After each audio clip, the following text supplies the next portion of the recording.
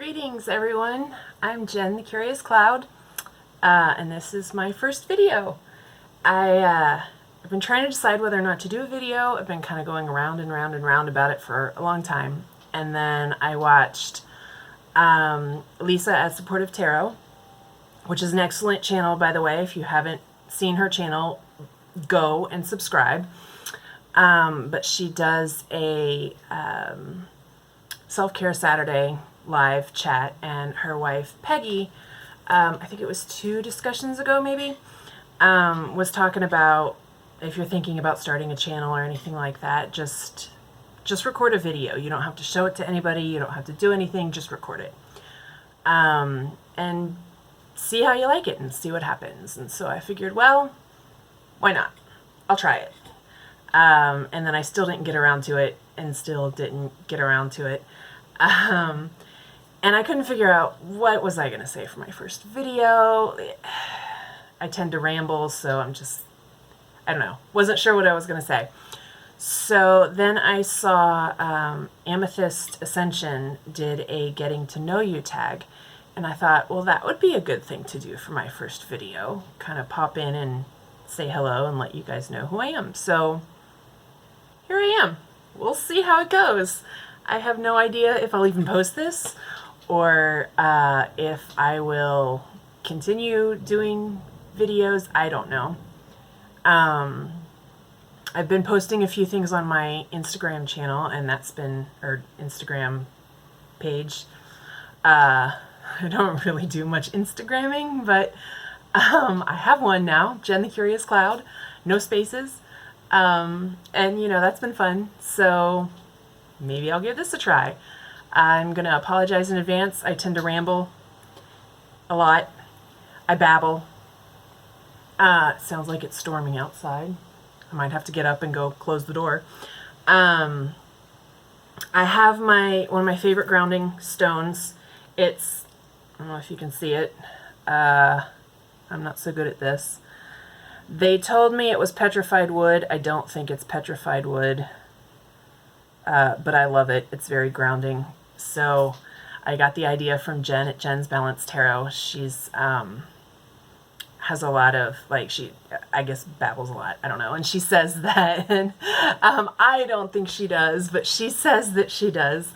And she always holds a grounding stone to try and keep herself grounded. So I thought, hey, that's a really good idea. So I'm going to try that. Hopefully. I get distracted a lot too, because I'm basically a squirrel. And yeah, I have a tendency to forget words. So disclaimers all up front, not forget words, but I can't think of what I'm going to say and the word escapes me. So I'll say, you know, whatchamacallit and thingy bob and all that lovely stuff. So I also talk with my hands a lot. So yeah, can you tell I'm a little nervous? I babble even worse when I'm nervous. I don't know why, because I can just delete this whole stupid thing if I want to, but anyway, my camera sucks too, by the way. My phone is horrible. So I don't even know if it's gonna, yeah, you might not even be able to hear me for all I know, but we'll find out. So for the getting to know me tag, she said there were 16 questions, but I only wrote down 15, and I really didn't want to go back and watch the whole thing to see what I missed. But I did end up kind of expanding one question rather a lot, because I'm a big old cheater. So let's call it 15 and a half questions. The first one is my age. I am 38. Fun. I'll be, let's see, my birthday's in August. I'm a Leo. So I'll be 39, which means next year is the big 4-0. Yeah, that'll be fun. Location. I live in Cincinnati, Ohio, which I believe has recently been called the armpit of the country by one of our politicians. I gotta say, he's not really wrong, exactly. I'm not a big fan of the Midwest. I've lived here most of my life. Since I was 5, so I don't really remember living anywhere else except for 1 year that I lived in Philly after I graduated. But It's better than it was. You know, it is what it is. If I could live anywhere, I would live in the Pacific Northwest, probably Portland. I love Portland. I love Portland. Oh my God. The trees out there, they have these big, gigantic evergreen trees. You walk through the woods out there, it feels like you're walking through Middle Earth, and it smells like moss and beautifulness. I love Portland. I would probably miss Southern food because that's where I was born, was way down in Georgia. Not that I remember it, but oh, biscuits and grits. Oh, you can't get that stuff in Portland, at least not that I found. So that would be sad. But yeah, Portland or somewhere in England, anywhere in England. I've never been there. I really want to go, really anywhere in Great Britain. Just send me over there. I'll go looking for Hogwarts. I'm all for it. Anyway, family. I don't know why that made me think, but I have 2 cats. Me and my 2 cats. Willow might make an appearance every once in a while whenever I sit down at my altar, which is where I'm at right now. She always has to come investigate. And her brother Xander is a big lazy blob. So he's currently over there sleeping in a box lid. All these fancy beds, and with everything that I've been unpacking, he likes the box lids. Little brat. But anyway, that's me and my 2 cats. No kids. Ugh, I don't like kids. Never having kids. I'm not married. I'm in no rush. I don't really care one way or the other. If I find somebody, great. If I don't, great. Whatever, I don't care. I'm an only child. I have one cousin. He lives in Florida. We've hung out a handful of times. I have a bunch of step cousins, but I was never really kind of part of their family. I don't know, it's kind of weird. So yeah, I have a really tiny family. My parents are still around. They're divorced. I've got one grandma left. I help out with her and my mom a lot. So, yep, that's my family. My YouTube name explanation. I am actually going to do a different video for this one because it's going to take a while because I'm long-winded. And yeah, anyway, so look for another video on that one. Oh dear, how many years have I been a pagan? That kind of depends. I kind of liked Amethyst Ascension's explanation of it insofar as the beliefs have always been there. She just didn't call it pagan right away. And that's kind of how I am, sort of. I was raised Catholic, but I never considered myself Catholic. I just thought of it almost like an ethnicity or whatever. You just were whatever your parents were. That's just kind of how I thought about it. And it never occurred to me that people actually believed this stuff. I thought of it as a shared mythology. I don't know why. I just never did. When I was 11, that's when I learned what atheism was. And I was really confused for a while because I'm like, but that's what I believe, but I thought I was Catholic. Like, I didn't quite get it. So I actually considered myself an atheist for most of my life. But I had a lot of appreciation for nature-based spiritualities, and I always wanted to believe in a lot of this stuff. New Age stuff, crystals, all that stuff. I just was fascinated by it, but I couldn't bring myself to really believe it. I have a science background, so I tend to be very skeptical just by nature. And when I was 26, I actually remember the exact moment. It's a long story, but that's right around the time I had made some pagan friends and kind of started doing this, that, and the other. And I sort of came to the realization that I didn't have to know, is this true, is it not true? All I have to know is, how does it make me feel?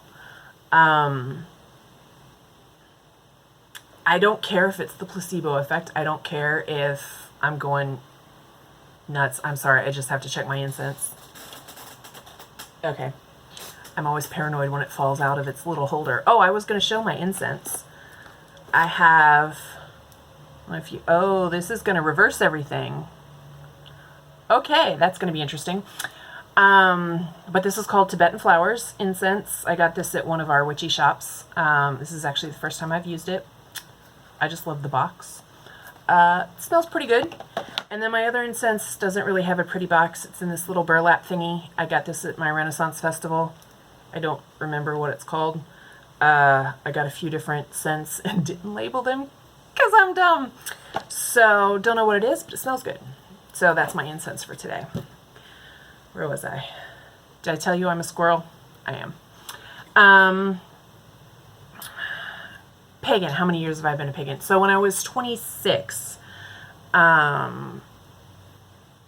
that's basically when I was just, you know, this, even if it's the placebo effect, I don't care. Like,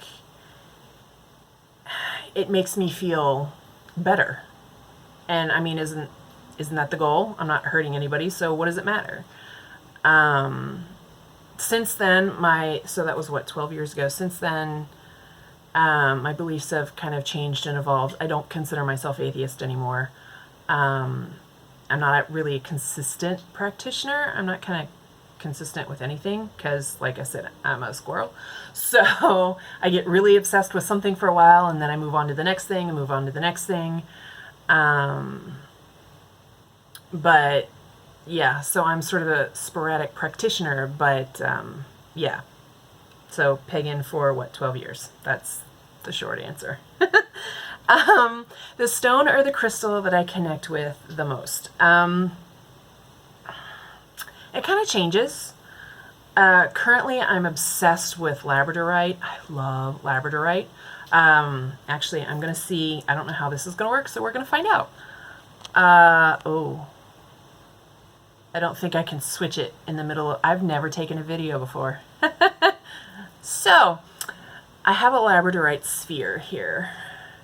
It's beauteous, and you can't really see it, can you? You can sort of see the reflection of my altar. Haha, look at that. Yeah, oh, shine, shine. Oh, look at that shine. Look how pretty. I love labradorite. I love to meditate with this thing, just to look at the shine. This one was actually a pretty cheap one that my friend's fiance found for me when we went to a gem show in September, I don't know, last year. And this one was $30, which was amazing because nothing this size is $30. And this one doesn't really have a ton of shine, and I think that's probably why it was a little bit cheaper. But oh my god, I love it. And I kind of like that it doesn't have a lot of shine because all the beautiful stuff is kind of hidden underneath the surface, and it sort of peeks out here and there, like, and it doesn't, from the outside, it doesn't look great and wonderful as much as maybe other specimens, because it's got a lot more of the opaque, opacity, whatever, the opaque parts, and you kind of have to work to see the shine, and I really like that kind of, I don't know, analogy, metaphor. I think that's very cool. But anyway, so labradorite is one of my favorites. Black tourmaline, I have a little piece here. Okay, yeah, we're going to have to get a new phone at some point when I have money, because that's just not working. I really love black tourmaline. I kind of like citrine, which is weird because I don't really like yellow, but I really like citrine. I feel like there's another one that I always like. Fluorite. Fluorite. It's staring me in the face. Because it's green and purple. This is my fluorite. Can I hide from the shine here? I don't know, sort of. Anyway, green and purple are my favorite colors, so I like fluorite. Yeah, so those are my crystals. Favorite herb. Lavender. I mean, everybody loves lavender, right? I love sage. I know a lot of people don't like the smell of sage. I love it. I burn it a lot before every meditation, tarot pull. I have a lot of sage. I love sage. So I guess sage and lavender are probably my two favorites. Kind of basic, but you know. Totem animal. I don't know.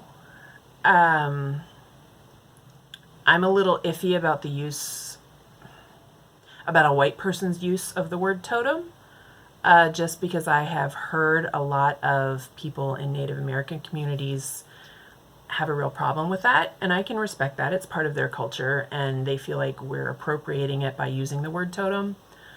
And I can definitely understand that. The same with the term, I think, spirit animal. But I know a lot of us have animals that we, you know, spirit guides who are animals and that kind of stuff that we work with, and I don't really know what the right answer is as far as what to call them, but you know, I try to be respectful of other cultures, and I would really like to connect with an animal that is a spirit guide. I haven't done so. I think Ethany had a course or a meditation or something. I think it was Ethany. I can't remember, that I did, and I remember it was just very brief that I did, and it wasn't something I really explored very well, but I think it was a salamander that kind of appeared to me, which I always thought was really weird, but because I'm not really a lizard person. I like iguanas. Iguanas are cool. But I don't know. I am a fire sign, so I don't know. But one of these days, I'll figure it out. Let's see. Next question. New moon or full moon? Definitely full moon. Definitely full moon. Like I mentioned, I'm a science nerd. I think I mentioned. My father's an astrophysicist, so I like all things celestial. I grew up in observatories and physics labs and all that kind of stuff, so well, you can't really see it, but back behind me over there, I have a bunch of my books on like the space program, and there's right there, that's the Millennium Falcon, and over there I have my female NASA scientist Lego things, and there's a little space shuttle right there. And so yeah, and that's my game shelf with all my geeky stuff. And I don't know if you can tell, totally random thought, but I'm just gonna share right there. I'm sure you can't see who that is, but that's me, and that's Stanley. Anyway, I paid a lot for that picture. But anyways, that's the long way of saying full moon. Did I mention I babble? Okay. What's next? Oh, top 2 witchy or pagan books. Okay, this is the one where I'm really gonna cheat, like a lot. So I can't. Okay, I don't know if you can tell back there, piles of books over there. I still haven't quite figured out what I'm going to do with them all because I don't have room on all my bookshelves. So yeah, I like books. My first witchy book is, let's see if I can do this. Of course you can't see it. Paganism by Joyce and River Higginbotham. Higginbotham. I should really know how to say that if I'm going to recommend the book. But this was the first witchy book I read. I liked the idea of the name because it was paganism. It sounded non-Wicca-centric because a lot of the witchy books are very, very Wicca-centric, which is fine.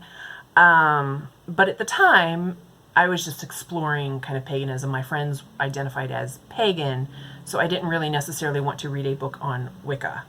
And this book is really, really good because it covers a lot of the different paths, not just Wicca. It gives you a little bit of a synopsis on all sorts of different paths and kind of what they believe, who they are.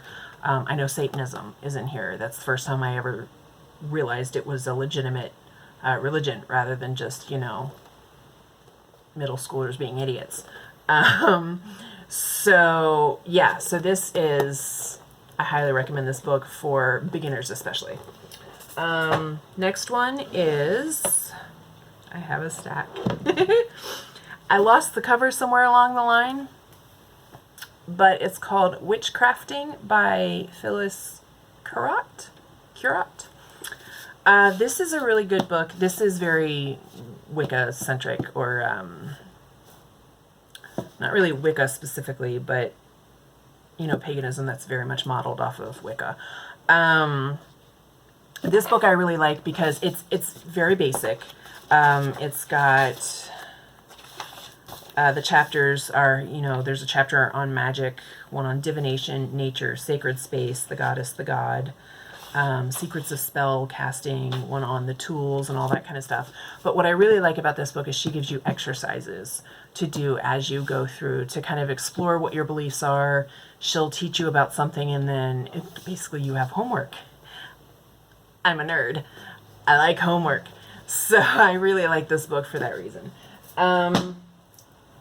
Okay, this is where I'm cheating. It says top 2 witchy or pagan books. I can't just do 2 books. I mean, no. So what I did was I kind of divided up into categories. So those are my kind of general books. Top 2 favorite books as far as almost like an encyclopedic resource. Magical Aromatherapy by Scott Cunningham. I use this book all the time. I use this book whenever I want to make a blend or put together a little witch bottle or a spell or incense or anything. I look everything up in this book. It's got herbs, the part that it's used, the planet it's associated with, the element, influences, a little bit, a lot of times it'll tell you the, well, a lot of times, all the time, it tells you the Latin name under here, and this is a great book. This is always the first book I check when I look at herb and that kind of stuff, like what they're used for. The other one is The Crystal Bible by Judy Hall. I apparently have an old edition. I was actually just at one of our local witchy shops the other day and realized that there is a much newer edition of this, which I might have to get. But as you can see, I have lots of little dealy bobs there. But it'll have like, like this crystal and a picture of it, and it gives, color, appearance, where it is, like what attributes, what you can use for healing and what to do with it, where to wear it if you're going to put it on your skin and all that kind of stuff. And I mean, it's a great resource. I like this resource. Those are my resource books. Next, we've got the books that I really want to read. They're kind of the top ones on my list of books to read next, until something better comes along, which happens a lot. This one I've had forever, and I still haven't read it. Because I'll go to the store and I buy all these books and I'm like, yay, more books, and then I come home and I reread Harry Potter. Like, seriously, how many times have I read that? Do I really need to read it again? Anyway, The Book of English Magic, yeah, I'm weird, what can I say, is my next book. I really want to read this book and I just keep not starting it. And it gives you just kind of a history of magic, how magic has been used in kind of Great Britain. And I'll just read the back. It says, magic runs through the veins of English history and culture from the earliest Arthurian legends to the novels of Tolkien and J.K. Rowling, and from the Druids to Queen Elizabeth I's astrologer, Dr. Dee. Yet most people have no idea of the central role magic has played in England's past and still plays today. Through experiments to try and places to visit, as well as an historical exploration of magic and interviews with leading magicians, the Book of English Magic will introduce you to the extraordinary world that lies just beneath the surface of our everyday lives. So, good book. Well, I don't know if it's a good book, but it sounds like a good book. Really want to read it. The other book that I really want to read is another one that I've had forever that I think I got at Half Price Books. Probably that's where I get most of my books. It's called When God Was a Woman by Merlin Stone. Apparently Merlin is a woman, which I think is really cool. This is less of a witchy book and more of an archaeological exploration of the role that goddess has played in different societies. And it talks about totally lost my train of thought. That will happen a lot. It talks about kind of how the role women played in those societies that were very matriarchal and goddess-centered, and kind of how that changed over the years, and how patriarchy sort of took over and goddess was sublimated and all this stuff. So this is more of a history kind of archaeology book, but it sounded really interesting, so I want to read it. One more. Only one more, I promise. I figure I couldn't talk about books that I'm not holding my grounding stone. I figured I couldn't talk about books I wanted to read without sharing the book that I am reading. So I'm reading The Creative Tarot by Jessa Crispin. I can already tell you I'm this far in, not very far at all, like just that much. I'm on the Hierophant. But this book is amazing. I can already tell you it's going to be one of my favorites. I love this book. She is, I believe, an artist. She's the founder of bookslut.com. So, I mean, clearly I love her already. That makes me think of you, by the way. And what was I going to say? I'm getting all distracted. So what she does in this book is she approaches this from a little bit of a different perspective than anything I've read before. I don't know if there's other stuff out there or not, but she talks about tarot from kind of how you can use it in your creative life as inspiration. And for each, she goes through each card. She gives you a little bit of the explanation. She uses the Rider-Waite-Smith pictures, kind of an explanation of the card, what it means and everything for those anybody who doesn't know. And then she'll give like an example of an artist in history, maybe a story from their life or something that really illustrates what that card means. Like I know she uses for the Emperor, she uses C.S. Lewis, and how when he wrote the Narnia books, he planned them out from the beginning. And I mean, all 7 books, he planned them out, and it wasn't just, whatever, I'm just going to do my thing. And that's why the books read so well, and that's why they're so consistent and everything, because he had a plan, and he followed it. So she'll use different things like that. And then she has, so like, for example, she'll have, this is the World. She'll have the card here, a little bit of an explanation of the meaning, then she goes through stuff, and then at the end she'll have recommended materials, which you can't, I don't know. I don't think that was in frame, but anyway. In this particular one for the World, she recommends The Tortoise and the Hare in Aesop's Fables and Isaac Bashevis' Singer's Nobel Prize Acceptance Speech. I don't know why yet, because I haven't gotten this far. But she'll give you songs or, artwork to go look at or something that relates to the particular card. I love this book. I love it. I love her approach to things. It's different. It's,